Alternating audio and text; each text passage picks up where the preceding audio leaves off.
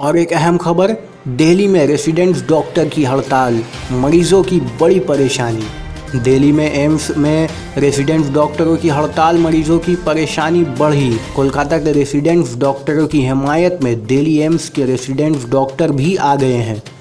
Delhi AIIMS में doctor हड़ताल पर हैं, ऐसे में मरीजों की परेशानी बढ़ गई है। वहीं दिल्ली के सफदरजंग अस्पताल के डॉक्टर्स भी कोलकाता के डॉक्टर की हिमायत में आ गए हैं। सफदरजंग हॉस्पिटल के डॉक्टर्स भी मुजाहरा कर रहे हैं।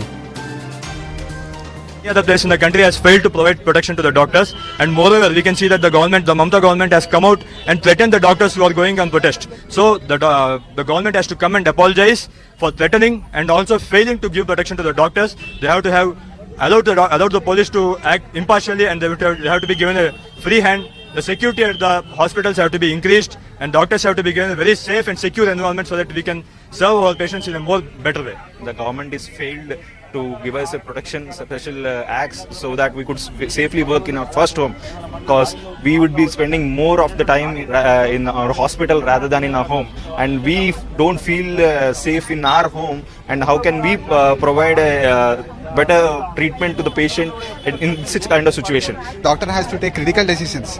If the doctor is scared of the patients, then he cannot take this critical decision. Every second, every minute is important. Doctor has to think about the patient prognosis and act accordingly. Now, because of the violence, doctor has to think about his safety. This is indirectly affecting the patient care. So these things have to stop. The limits of brutality has been crossed. So our demand is to provide a safe environment for work, because unless we are safe, we cannot treat the patients well. We need a justice for, because lot of